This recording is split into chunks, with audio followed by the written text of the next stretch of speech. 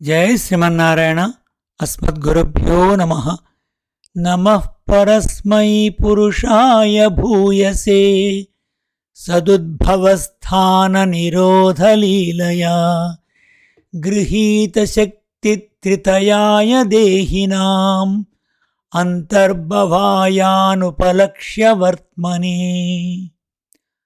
అనంత మహిమాన్వితుడు జగత్తును సృష్టించి పాలించి ఉపసంహరించుటానే లీల కొరకై క్రమముగా రజస్సు, సత్వము, తమస్సు అనే మాయాశక్తి గుణములను ఉపాధిగా స్వీకరించువాడు, సకల ప్రాణులయందు అంతర్యామి అయి ఉండువాడు, ఇంద్రియములకు గోచరముగాని స్వరూపము గలవాడు, ప్రకృతికి అతీతమైన చేతనా స్వరూపుడగు ఆ శ్రీహరికి నమస్కారము.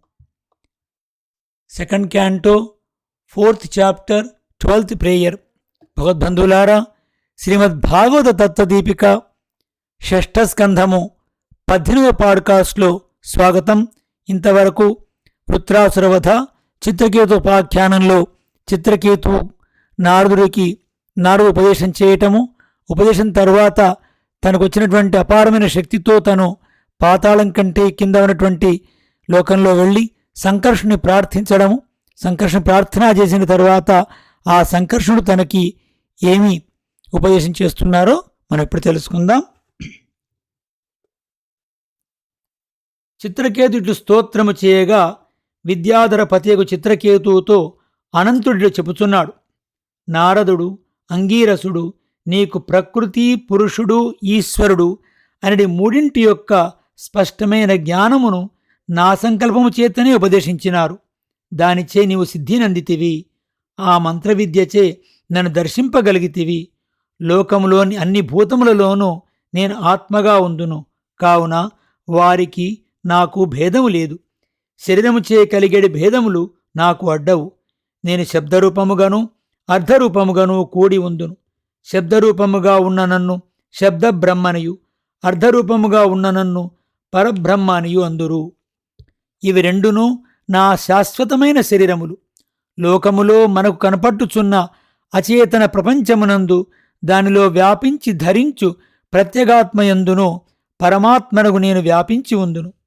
చేతనాచేతనములు రెండును నాచే ధరింపబడినవే. గాఢ నిద్రను పొంది స్వప్నమును కనుచున్న పురుషుడు స్వప్నావస్థలో తాను ఒక్కడే ఒక చోట పడి ఉండి ఉన్నట్లే తెలుసుకొనుచుండును. జాగ్రత్తావస్థ, స్వప్నావస్థ శరీరముతో జీవన కలిగడి అవస్థలే గాని ఆత్మస్వరూపమునకు చెందినవి కావు. అవి అన్నీయూ భగవత్ సంకల్పముచే ప్రకృతి వికారములుగా భగవంతునిచే సృష్టింపబడినవి. ఆ స్వప్నమును చూచువాడు పురుషుడు అనగా ఆత్మ. పరమాత్మ చేతనే జీవుడు స్వప్నావస్థను, సుషుప్తవస్థను కూడా పొందును. సుషుప్తిలో అతడు ఆత్మసుఖమును అనుభవించును. పరమాత్మ సుషుప్తి నందిన జీవునకు ఆధారమైనవాడు, సుషుప్తికి కారణం అయినవాడు, సుషుప్తిలో అనుభవించడు సుఖమునకు కారణం అగువాడు. అహం అనగా నేను అనడి ఆత్మ అన్ని వస్తువులలోనూ అనువర్తించి ఉండును. అది సుఖరూపము. దానికి సత్వరజస్తమో గుణములు లేవు. కలలు కనినప్పుడు, మేల్కొనినప్పుడు తనను కూర్చిన జ్ఞానము సాగుచునే ఉండును. మేల్కొనిప్పుడు తరువాత కూడా ఆ జ్ఞానము సాగుచునే ఉండును. అన్ని అవస్థలలో జీవస్వరూపమును నియమించు పరమాత్మ జీవునితో అంతరాత్మగా అనువర్తించి ఉండును. జీవాత్మ బ్రహ్మ శరీరమై బ్రహ్మాధీనమైన సత్తగలదై, స్థితిగలదై, ప్రవృత్తిగలదై ఉండును. జీవుడు తనకు ఆత్మనగు నన్ను మరచి నేను ఆత్మగా ఉండుట చేతనే తాను ఉన్నానని గుర్తింపక పరమాత్మ కంటే తాను వేరని భావించుటచే సంసారము కలుస్తున్నది. ఒక దేహము నుండి మరి ఒక దేహమును చేరుచున్నాడు. జీవుడు శాస్త్రములలో కలిగడి జ్ఞానమును పొందుటకు మనుష్య జన్మను పొంది కూడా తనను గూర్చియు తనకు ఆత్మగానున్న పరమాత్మను గూర్చియు ఎరుంగక క్షేమమును పొందడు. మనుష్యులుగా జన్మించి కూడా కొందరు జ్ఞానమునందజాలరు. విషయసుఖములను అనుభవించు వ్యాపారముననే చేయుచుందురు. దానిచే శరీర ఆయాసమును పొందుదురు. సుఖము కొరకై చేసే ప్రయత్నములచే ఒకప్పుడు దుఃఖమును పొందుదురు. వీటినన్నిటినీ స్మరించి అమృతత్వమును పొందవలనని స్వాత్మ పరమాత్మ యాథాత్మ్యమును ఎరింగి కర్మాచరణము నుండి విరమింపవలెను. అట్లు వైరాగ్యము కలిగిన నాడే జ్ఞాన విజ్ఞానములు స్థిరముగా నిలుచును. భార్యాభర్తలు సుఖము పొందవలనని దుఃఖము పోవలనని ఎన్నో వ్యాపారములు చేయుచుందురు. కాని వాని వలన దుఃఖము తొలగుటగాని సుఖము లభించుటగాని జరగలేదు. విజ్ఞానము గలవారు తమ ప్రయత్నములచే సుఖము లభింపకుండుట దుఃఖమును పొందుట ఎరింగి జాగ్రత్త స్వప్న సుషుప్తి అవస్థలకు ఆవలిదైన ప్రత్యేగాత్మ స్వరూపమును బ్రహ్మాత్మకముగా ఎరుంగజాలుదురు. యోగమందు నైపుణ్యము గల బుద్ధిగల మనుజులు తాను ఎరుంగవలని ప్రయత్నించవలసినది ఇదియే స్వార్థము. పరమాత్మ తనలో ఆత్మగా ఉన్నాడనియు తాను అతనికి శరీరముగా చేరియే ఉన్నాననియు పరమాత్మను ఆత్మగా తన్ను శరీరముగా ఇద్దరూ కలిసి ఒకటిగానే ఎల్లప్పుడూ ఉందురు అనియు ఎరుంగుటయే స్వార్థము. రాజా, నేను చెప్పుచున్న ఈ విషయము నీవు శ్రద్ధతో విని దీని విషయమున పరాకు చెందని వాడే ఉండుము. దీనిచే జ్ఞాన సంపన్నుడవై వేగముగా ముక్తినందెదవు. ఈ విధంగా భగవానుడగు హరి చిత్రకేతువునకు జ్ఞానోపదేశము చేసి అతన్ని కుదుటపరచి అతడు చూచుండగా అంతర్ధానమాయెను. ఈ విధంగా అనంతుడు ఉపదేశించి వెడలిన తరువాత అతడు ఏ దిక్కుకేగనో ఆ దిక్కునకు అభిముఖుడై చిత్రకేతువు నమస్కరించెను. విద్యాధరుడగుటచే ఆకాశమున సంచరించుచుండెను.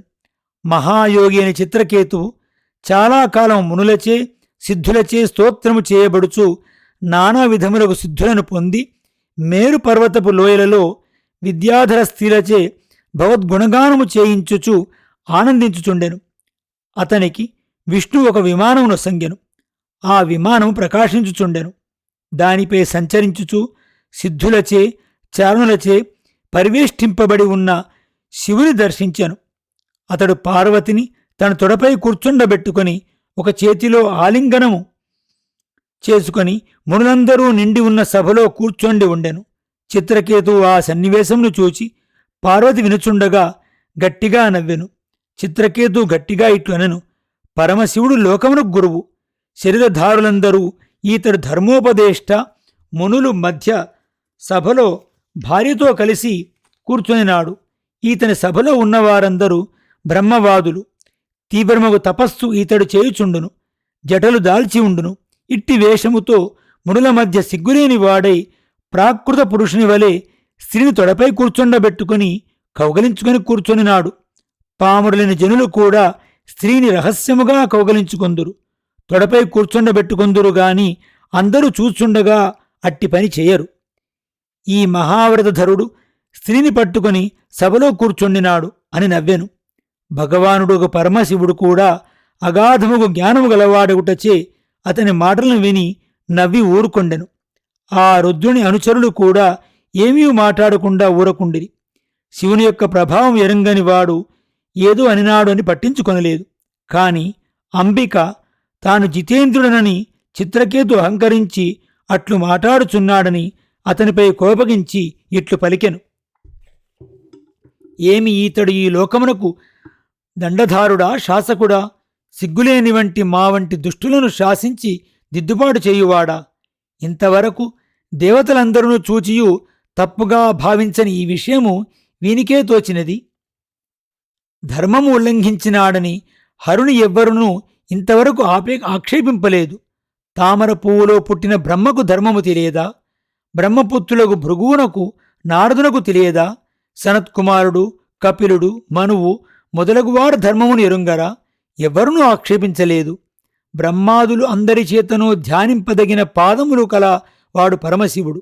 అతడు జగద్గురువు, మంగళములకు మంగళము అయినవాడు. ఒక క్షత్రియాధముడైన ఈతడు పెద్దలకు అందరినీ జ్ఞానులందరినీ ధూర్తుడై శాసించుచున్నాడు. ఈతడు భగవత్పాదమూలమును సేవించుటకు తగడు. తానే గొప్పవాడని భావించువాడు. పొగరుమోతు ఈ దుర్మతి పాపజాతికి చెందిన అసురయోనిలో జన్మించుకాక, పెద్దలెవరికీ ఇట్టి అపరాధము చేయకుండుగాక అని చిత్రకేతువును శపించెను. చిత్రకేతువు పార్వతి శపించునట్లు విని విమానం నుండి దిగి తల వంచి నమస్కరించి ఆమెను అనుగ్రహింప చేసుకున్నటకు ఇట్లు పలికెను, అమ్మా, నీవు వసంగిన శాపమును నేను దోసిలి పట్టి స్వీకరించుచున్నాను. దేవతలు మనుష్యులను గూర్చి శాపములు గాని అనుగ్రహములు గాని ఏది పలికినను అదంతయు వారి వారి ప్రాచీన కర్మానుగుణముగా వచ్చినది. జన్మించిన ప్రతి ప్రాణియు అజ్ఞానముచే మోహం నంది ఈ సంసార చక్రములో భ్రమించుచు ఎల్లప్పుడూ అంతటా సుఖమును దుఃఖమును అనుభవించుచుండును. మానవునకు సుఖదుఖములు కలుగుటకు ఒకడు కర్తగాడు, తానును కర్తగాడు. తన వలన వచ్చినది ఇతరుల వలన వచ్చినది అని జ్ఞానము లేకపోవట వలన అనుకొనుచుండును. ఈ ప్రకృతి మండలము సత్వరజస్తమో గుణముల యొక్క ప్రవాహ రూపమైనది. ఇందు శాపము ఏమి, అనుగ్రహమేమి, స్వర్గమేమి, నరకమేమి, సుఖమేమి, దుఃఖమేమి అన్నియూ ఆయా గుణముల ప్రభావముచే మారి మారి వచ్చుచుండును. భగవానుడు తన సంకల్పముచే తన అధీనమందున్న ప్రకృతిచే భూతములను సృజించును.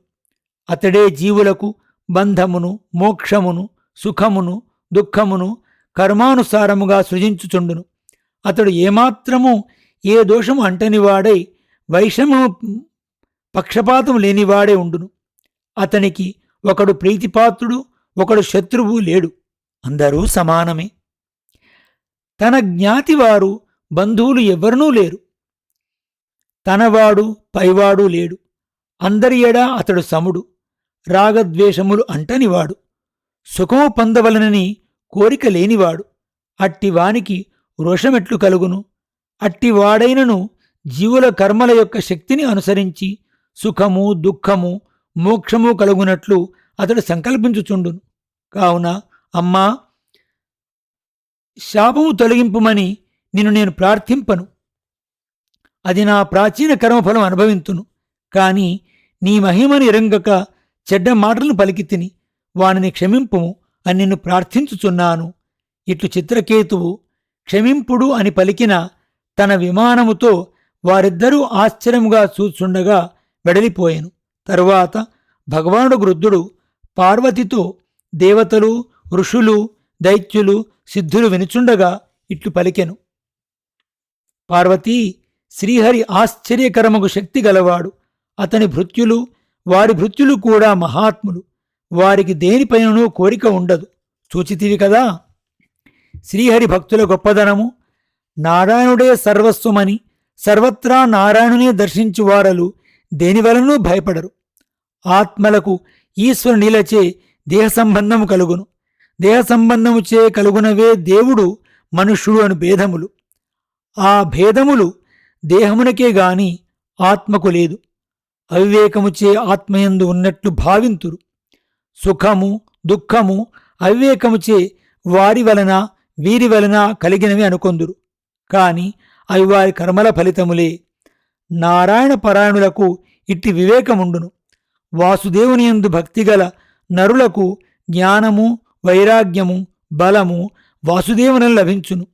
బ్రహ్మగాని, సనత్కుమార నారదులు గాని, బ్రహ్మపుత్రులకు మునులు గాని, నేను గాని ఆ నారాయణ యొక్క చేష్టితమును స్వరూపమును ఎరుంగజాలిన వారము కాము. మాకు అందరికీ అల్పాత్మైన జ్ఞానమే కలదు.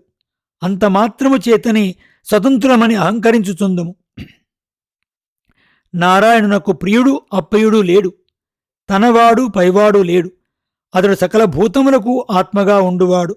మనము శరీరములో ఉండు అవయములను ఏకరూపముగా ప్రేమించున్నట్లు శ్రీహరి సర్వభూతములను ప్రేమించును. మహానుభావులకు చిత్రకేతువు నారాయణునకు ప్రియమైన భక్తుడు. అంతటా సమదర్శనము చేసినవాడు. ఇంద్రియముల ఆవేశము లేనివాడు. అతడు అచ్యుతునకు ప్రియుడు. నేను కూడా ఆ అచ్యుతుని భక్తుడని. అందుచే అతడు నీ శాపమును స్వీకరించి కలత చెందకుండుటకు ఆశ్చర్యపడనవసరము లేదు. మహాత్ములు, మహాపురుషులకు వాసుదేవుని భక్తులు ఇట్లే శాంతులై సమదర్శులై ఉందురు. శివుడు చెప్పిన మాటల వలన నారాయణ భక్తులు మహత్వమును పార్వతి విని మనసులోని ఆవేశము తగ్గి ఆశ్చర్యము తొలగినదే ఉండెను. భాగవతులకు చిత్రకేతువు పార్వతి యొక్క శాపమునకు ఇయ్యగలవాడే. కాని అతడు శాపమును తలవొగ్గి స్వీకరించెను. ఇది సాధువుల లక్షణం. ఒకడు చేసిన అపకారమునకు ప్రతీకారము చేయుట అవివేకుల లక్షణం. మహాభక్తులు అట్లు చేయరు. ఆ చిత్రకేతువే త్వష్ట యొక్క సంకల్పం వలన దక్షిణాగ్నియందు దానవ జాతిలో జన్మించినాడు. అతడే వృత్రుడు, జ్ఞానముచే పరిపూర్ణుడు. అతడు అసురజాతిలో జన్మించడానికి కారణము నీకు తెలిపితిని. ఈ చిత్రకేతోపాఖ్యానము పుణ్యమైనది. విష్ణుభక్తుల యొక్క మహాత్మ్యమును వినుటచే సంసార బంధము వీడును. ఉదయమున లేచి శ్రద్ధతో శ్రీహరిని పూజించి స్మరించి ఎవరి ఇతిహాసమును పఠింతురో వారు పరమగతిని పొందుదురు. శ్రవణముచే పఠనముచే పరిపూర్ణమగు భక్తులు భక్తి కలుగును. ఇంతటితో చిత్రకేతోపాఖ్యానము ముగిసింది. ఎందుకు వృత్రాసుడికి ఈ రకమైనటువంటి జ్ఞానము భక్తి ఉన్నది అని చెప్పేసని అడిగినప్పుడు దానికి కారణంగా ఈ చిత్రకేతోపాఖ్యానాన్ని తెలిపారు. అంటే ఈ చిత్రకేతువే అప్పుడు పుట్టినటువంటి వృత్రుడు అన్నమాట. తర్వాత విషయాన్ని మరొక పాడ్కాస్ట్లో తెలుసుకుందాం. జై శ్రీమన్నారాయణ. అస్మద్గురుభ్యో నమః.